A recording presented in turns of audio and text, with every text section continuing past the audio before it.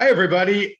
Welcome back. And our guest today is Margaret Coons, and she is the founder and CEO of Nuts for Cheese, Canada's category leading in organic plant-based dairy manufacturing, vegan from an early age. Margaret developed a passion for plant-based cuisine, becoming a vegan chef and experimenting with nuts and seeds to create a delicious, creamy plant-based cheeses. Since launching at a farmer's market in 2019, Nuts for Cheese has enjoyed explosive growth across North America with products available at national retailers like Whole Foods, Loblaws, Sobeys, Metro, and Farm Boy. With a decent line of organic cashew cheese and butters, Nuts for Cheese is providing plant-based options, no longer cater to vegans alone. Well, that's amazing. Welcome, by the way. I forgot to welcome you.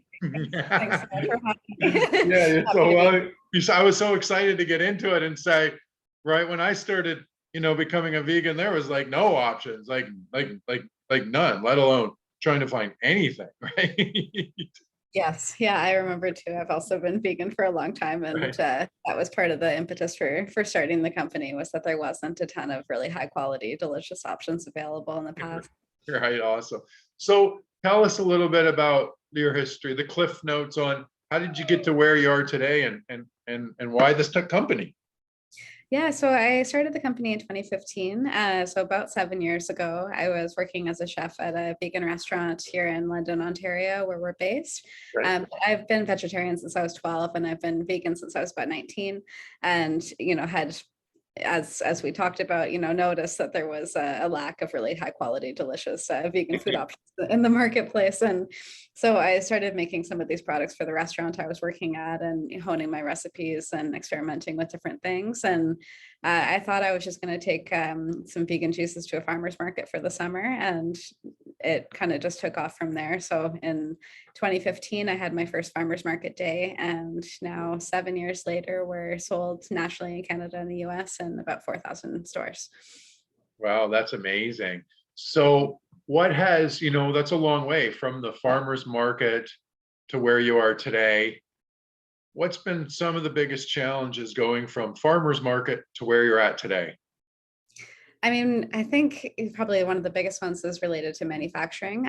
We make all of our own products, and I absolutely love that because of my background as a chef. It's really fun for me to have the processing of our products actually happen at our offices and our facility. But scaling a product from something that was a recipe made in a restaurant kitchen to something that can be sold across North America, there's equipment involved. There's changing of processes and scaling operations. And I'm an English major, so none of that stuff I had a huge amount of training in. But it's been, I'll say, a really fun challenge along the way to kind of figure out all of those things and do that troubleshooting. Yeah, that's interesting you said that because, I started business when I was quite young, and business was just kind of like always my passion, like just business in general, right? Like any business, right? I'm like, okay, how do we get this successful? How do we figure out operations? How do we do, that type of stuff? And where some people was like, if you're a chef or you're a psychologist, right? That's their passion. And it's interesting that because I always say to entrepreneurs, when they're starting out, I'm like, believe me, you're going to have to wear many hats. Like you just can't be the psychologist. You're going to have to be the marketer, the social media, the distribution person, the janitor, like you're going to have to be everything, right? Yeah, And learn everything. yeah, absolutely. So It's that's true. what, It's definitely an opportunity to be a Jack or Jill of all trades. totally, right? Yeah. So did you know when you were at that first trade show and you were starting out, did you feel you had something? Like, did you feel you were onto something? I think when I first started to realize I was onto something was when I had some like small local retailers and restaurants starting to reach out that wanted to carry the products, because I don't think I'd really thought about that as a possibility in terms of what would happen with the farmers market stall that I had Right. built. And from then I actually started reaching out to more restaurants and more retailers on my own, and restaurants that I love to eat at, or health food stores that I had shopped at, and actually started driving the product around Southwestern Ontario up to Toronto in my Toyota Corolla, dropping off orders, every single week. Right. And I think when we started to get those reorders from stores and started to expand our retail footprint, that's when I kind of started to know that there was a business here. That's cool. So was it hard banging on the doors you get a lot of no's? Did you get a lot of like, hey, who is this girl? You know, what do you got? You know what? No, I've actually been pretty fortunate. I feel like a lot of people were very generous and took a chance on me. And I, spent a lot of time taking samples around and Right. telling my story and really trying to make the connection with different retailers. So I find that, if you're doing something unique and interesting and you're passionate about it, most people kind of want to support you and share in that journey, at least kind of give you a chance. So I feel fortunate to have had that experience for sure. And then some of the larger guys, some of those more national retailers actually reached out to us once we started to get a foothold in a bunch of the natural, grocery channel. And in Canada, we started getting calls from the bigger stores that wanted to entertain a meeting. And that's sort of how we continued to grow from those early days. That's amazing. So when they started to call, why do you think that was? Did you think you had good brand market share? Did you have good brand positioning at that time? Why did they start to all of a sudden look at you and say, hey, let's give them a chance? I think it was a unique product that there was consumer demand for. And, there's more competition in the marketplace now for sure, because the category is evolving and developing. But I actually think that that's quite a good thing, because you never want to be the only one doing something, right? You want to be a part of something that's, demonstrating a swell of demand from consumers and customers alike. But yeah, I think, sorry, I kind of lost my train of thought there. Yeah, no, that's okay. That's okay. Yeah. You were talking about, and I agree with you talking about competition Yeah. and like that being one, because I mean, I think people get nervous of that. And the difference is if you're just by yourself and no one else is coming in, that probably means there's not enough demand and you're going to be out of business. So Yeah, exactly. So yeah, I think, it being kind of a unique product paired with the timing of the market, like more people were becoming vegetarian or right. curious or flexitarian or whatever. And when Yeah. I first came to the company, so many people were, really unfamiliar with the product, or they thought, oh, it's vegan cheese. I'm not vegan. I don't have to have that. And then like, as time has gone on, people that are not vegan at all eat our products and they'll put it on a regular charcuterie board, but have a vegan item there as well. So I think it really has started to become more mainstream to have different product offerings. Right. So that's a good, leads me to a good question. Why do you think somebody that normally like is not full vegan, but Mhm. somebody's eating your product instead or trying it, going back and forth, why do you think that person is choosing that? I think a lot of people avoid dairy in particular for a number of reasons, whether it's health or ethical or environmental. Like I think eating a lot of dairy products doesn't make most people feel very good. And people's doctors have, advised them to avoid it or whatever the reason may be. I think that encourages people to adopt dairy-free choices into, even if they're, following more of an omnivorous diet. And I think it's something that if there's the quality and the flavor is there, then people don't feel like they're missing out on the experience. Like our products are fermented, they're organic, they're made from really high quality ingredients. We don't use any gums or starches or fillers. So I think it is something that really heralds to like a foodie type person who wants to just enjoy, something different. Right. What do you find people use your product on for the most? Charcuterie boards the most for sure. Yeah, I find there's been such a charcuterie movement in the last Interesting. couple of years that I've seen, and I think that's what we see the most of for sure is people making these beautiful vegan charcuterie boards or different spreads that they can share with their friends and Right. family. There's been a lot of that, but we also I cook with our products all the time, and I actually have a recipe section on our website that has all these different recipe ideas. So you can cook with it like you would a dairy cheese, because we don't use any additives or starches. It really melts very nicely into a sauce, or you can grate it on top of things if it's cold and things like that. It's a nice inclusion in different recipes. That's amazing. So how many employees do you guys have? About 30 right now. About 30. Yeah. So obviously the business has changed a lot for you. I remember us, my start going from one person to 5 people to 9 people and so on. And it becomes a lot different as you start to move up. What do you think for you personally? Put your CEO hat on. Uh-huh. And what has been your biggest challenge moving to so many more people?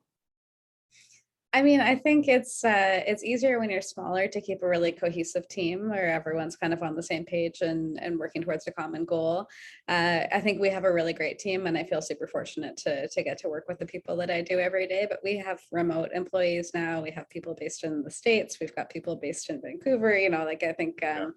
we're more spread out than we used to be. And so I think there's you know, more effort that's required to make sure that people feel a part of the team, that people feel on the same page, that we're all kind of driving towards the same common goal. And yeah, I think it's super important to try to keep everyone feeling connected to the experience that the consumer is having, because that's one thing that I try to share with people all the time is the feedback. Because especially at like trade shows and things like that, it's hard to relay the experience of watching thousands of people try the product and be like, oh my God, that's so good, to the folks that are, you know, making the product every day. Like, I think it's so important that people know the impact that they have on other people's lives, no matter what role they have in the company. It's significant.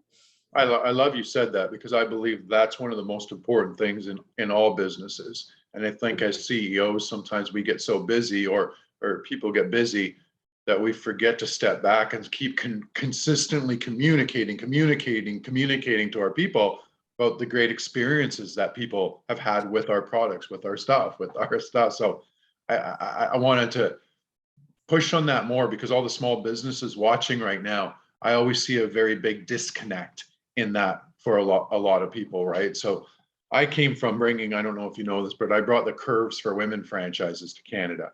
And Okay, cool. so I really learned about systems and processes, and like to run a business fluently and like that and stuff. So I see the importance of what you're talking about. Yeah, absolutely. So you're 30 employees now, and you guys are growing. So where do you actually, no, I'm gonna ask another question. I got a better question.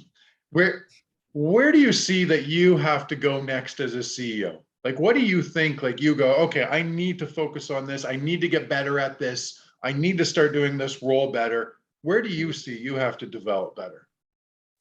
I think I need to keep learning to let go of control more and more.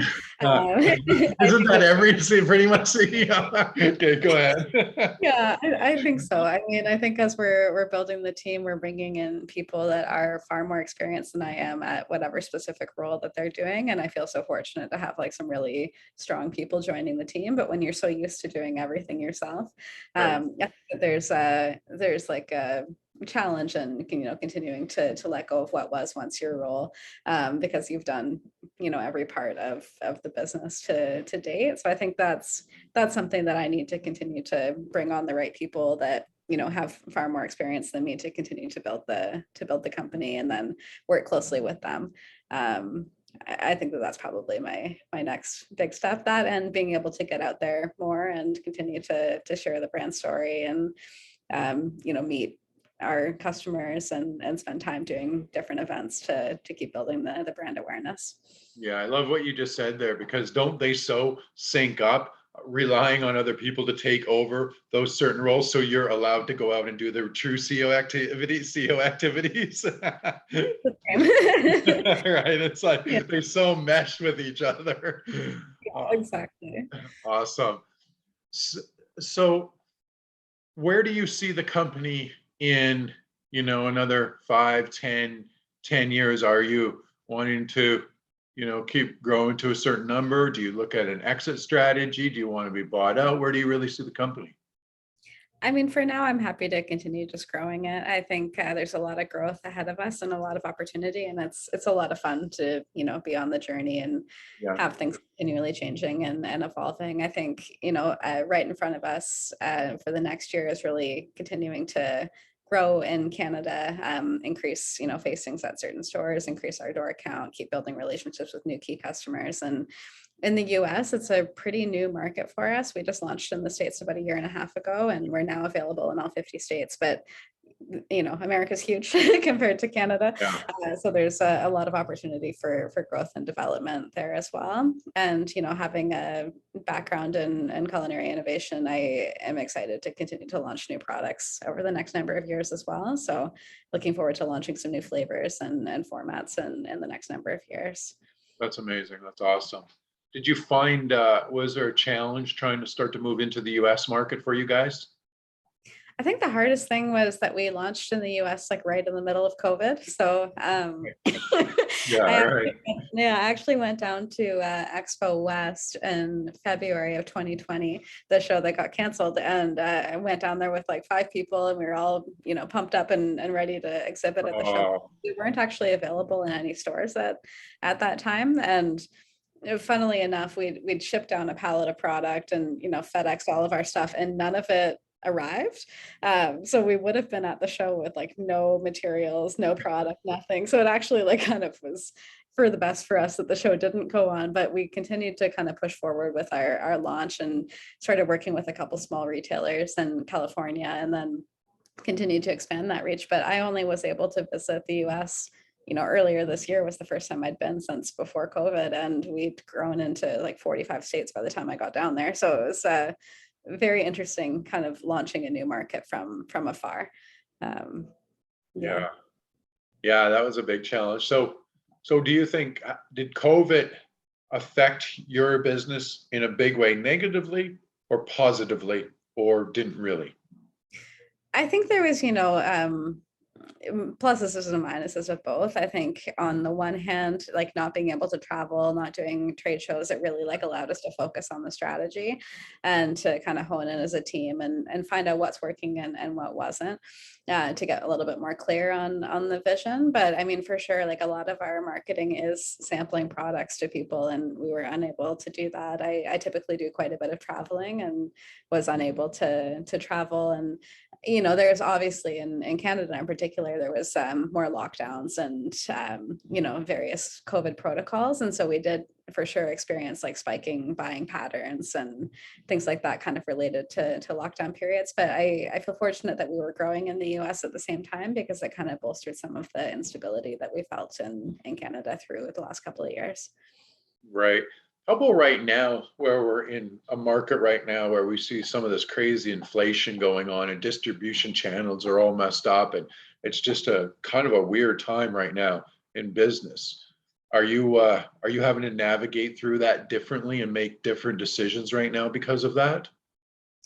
I think being in food production, I feel pretty fortunate that, people are still going and buying groceries. They still want to eat high quality food. I think for sure, we're a premium product, and we're not going to be immune to the impacts of inflation or recession or, the different global climate right now. But that being said, I do feel pretty fortunate that like our supply chain has been not terribly impacted for sure. Like the cost of freight is up, no doubt. And we ship all over North America. So that's not something I'm a stranger to, but in terms of the ingredients that we bring in and things like that, we've always kind of contracted out for a period of time, and I think that that's helped us navigate this sort of unusual climate that we're in a little bit more smoothly. I don't know if you heard this, but they say that premium brands do better sometimes in recessions. Oh, that's interesting. Yeah, I read a whole book on it and whole studies on it and stuff. Okay, cool. Yeah. Well, So I'll that take makes, into yeah, that. that give you some inspiration on that side. Yeah. So give us a what's one tip that you could give an entrepreneur that you think is critical? I think the kind of one I always fall back on and always kind of am reminded of in my own journey is that like it does require a lot to be an entrepreneur. It's a full body, full life experience, and I think it's not necessarily for everyone, but if it is for you, it can be like such a rewarding and fulfilling experience. I think sometimes people are unsure about, I have all these ideas, but I don't know if I can do it. I don't know if I can go out on my own. I never was a person who had like tons and tons of different ideas of businesses I wanted to start. This just kind of happened, and I did just throw myself into it, kind of mind, body, and soul, and have been very committed to it the whole way along. So I think it's the commitment, and it's the willingness to make sacrifices and see it through is one of the most important things in starting a business. Yeah, I agree with that. I remember the days, when you're just scrounging for everything, you're living on craft dinner or whatever it was. I wish I would have had a cheese company. I could have lived on cheese at least. Yeah. Right. So So, with your guys is like where you're at right now and everything, do you feel that you're going to, have to bring on more and more employees? So is that one of the things that you see is going to be critical for you guys to keep growing? Or are you just right now, or is it good where you're at right now, do you feel? I think we have room to grow with the team we have, but I think for sure we're, growing as a company 50, 60% year over year. And so for Right. sure, continue to add more team members. I think we've also got an opportunity to add some more automation to our plant so that we can make the processes easier for the team members we have and allow them to make more product and package more product and get more out the door. Right now, because it came from such an artisan chef made process, there's still a Right. lot that's quite manual. Yeah. So I think there's some efficiency opportunities that we can take advantage of. But for sure, we're growing the senior management team. Adding, and we just added a nice, a really strong head of marketing based in California. We're hiring for a VP of sales right now to continue to build out our sales team. The new VP of operations starting in July, and just brought on a fractional CFO as well. Right. So continuing to build, those kind of like key pillars for supporting the organization and supporting me as I grow as a CEO as well. Yeah, so that's so good. I mean, it's like you said, those roles just, more people help take a little more off your hands and be able to, drive the company a little more. And I love how you just, said, and I think that's a good for all the listeners listening right now, where you said, to sit down and start making things more efficient and more processes and more, what do you have to do? Like we were just looking at our stuff, and one of our guys said, it's funny because, you have 80, we have 80 processes and systems from, could be a could be 4-page doc, or it could be a 5-line thing, or it could be like, like my whole, even me leading, I have a whole process for me to lead my people properly, right? So they don't slip through the cracks, because it just gets too busy, and I forget about little things, that I normally do. So I think everybody listening, I think that's an important tip we're all at as business owners, how to tighten things up and make it more efficient. I remember Warren Buffett said, this is interesting. He said, when I go into a company, I only invest when I look and see if the systems and the processes are so airtight that a moron could use them. That's the only, that was it. I wouldn't use the word moron, but that's his words. That's the only way I'll invest in that company. Yeah, I think that's the ideal too, like having started from that farmer's market, restaurant kitchen kind of scenario, to be able to build processes and systems to support the growth has been hugely important, and it's such an opportunity. Yeah. So did you like when you were in the farmer's market stuff, did you bootstrap, then did you go for investment? Did you tell us about how that all happened? I bootstrapped the company since 2015, pretty much until last week, actually. So we just closed our Series A financing last week. Right. And aside from a little bit of friends and family support over the years and some bank loans, that's the only financing we've had to date. Wow. So we just closed a $5.3 million round to expand our team and our distribution and marketing efforts, and partnered with a firm called Forage here in Canada, who are awesome partners for us. So excited to, yeah. Congratulations. Thank you. Thanks. It's been a big journey leading up to this point, and yeah, it feels awesome to have a board in place and continue to institutionalize the business a bit and keep developing. Right. So give somebody listening right now, what if somebody's trying to raise money, what is one of the couple most important things that they should do to try and raise money? I mean, it was my first time going through it, but I think, perseverance and patience is important. And, we pitched to a number of groups. Some of them were potentially a great fit. Some, maybe it wasn't the right timing, things like that. I think you kind of have to be ready for whatever the response is. And I think it's important to know, your story to date and why things have kind of netted out the way they have, and where you want to go. And it's, I think it's about finding the right partner who, wants to join you on the journey, kind of good, bad, and ugly. yeah, I think those are kind of the main takeaways for me is it's about storytelling and relationships and making sure that you've got kind of the people that are going to be along for the journey in your corner because they're going to be your business partners at the end of the day. So finding the right fit, I think, is hugely important. Yeah, I love that idea because I think you can even if you get the money and if it's not the right fit, it could Yeah, be a long, terrible marriage. exactly. Right. So when you were, how long did it take, like when you decided you were going to raise, how Mhm. long kind of from the day that you decided, okay, it looks like this is where we need to go until you actually finally got it last week, I guess?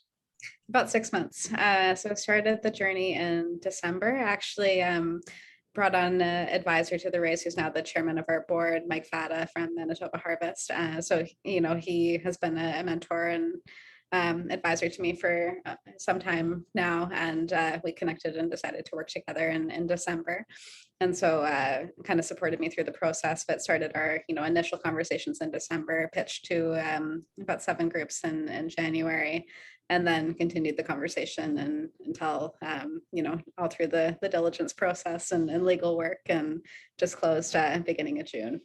Amazing, amazing. I remember one of my friends saying he just raised 20 million and he's raised billions, like billions throughout his career. And Canadian, actually Canadian boy, but moved down to Silicon Valley. And he said to me, his last investors were like the owners of Reed from LinkedIn and all them and stuff. And he said, Shane, I just built relationships. I Yeah. just built the right relationships, and then they were able to walk me into the right people. And I just focused on building relationships, building relationships, building relationships, right? So I think that's what business is it's good relationships. 100%, for sure, 100%. I always say when you have a good product or a good service, then it's just a matter of how you build those relationships from top to bottom. And that includes employees, that includes customers, that includes everything. How you build those relationships is will determine your success in the long run. Absolutely. Yeah, I agree. Awesome. So this has been really good. One more question before we kind of wrap it up. So with let's go. I just want to talk about the plant-based whole industry. Where do you feel the whole industry is going as a whole? Do you feel it's progressing? Do you feel that more people are changing to plant-based? Do you see the future is going to be plant-based? Give me your kind of take on the industry. I do think it's going to continue to grow. It's been growing exponentially. I know, like in Canada, vegan cheese as a category is up 21% year over year. Like there is a lot of big growth happening, and I think it's really cool to see so many new startups in the space as well. I think there is really kind of like a food tech revolution happening with plant-based foods and all kinds of really interesting things that people are doing. And I think out of necessity with climate change and people becoming more aware about how food makes them feel, it's not just plant-based. It is plant-based, but it's also healthier options, and it's people eating things that make them feel good. And so I think that's one quality about our product being fermented, for example, is you can eat an entire wedge of nuts for cheese and not feel ill after. And if you eat a big block of brie, you might not feel so good. So I think it's people becoming more tapped into how the things that they consume make them feel and impact the world around them. So I do think there is a swell that has started that will continue to grow.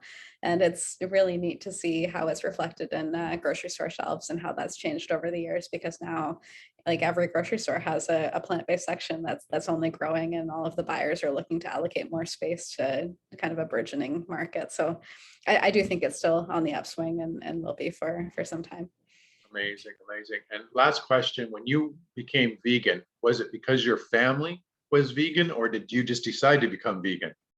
No, I grew up not in a vegan or vegetarian family. I actually happened upon a PETA video when I was like 11 or 12, and I was very impacted by it. It was called Meet Your Meat, and I was very disturbed and Right. decided to become a vegetarian right then and there. But no, and that's kind of how I fell in love with cooking, is that I wasn't in a vegan or vegetarian family, and I started making my own kind of dinner options, as like, what's the vegetarian option for dinner tonight? I got really into cooking those things myself and then learning new recipes. Awesome. That's amazing. Well, I'll say I've tried their product. It is super good. I highly suggest everybody watching you try it. I know you will like it. And where can they all find you at websites, social media, and anything like Yeah, we're at www.nutsforcheese.com, and then we're at Nuts for Cheese on Instagram, Facebook, Twitter, and we're sold in stores all across North America. So if you hop on our website and put in your postal or zip code, it'll populate locations that are nearby you. that? Awesome. Well, I'll be eating your stuff still because I liked it and spreading the word for you for sure. Thank you so much. Appreciate it. Well, thank you so much for doing this great interview with us. Thank you. Have a great day. All right. Take care, everybody.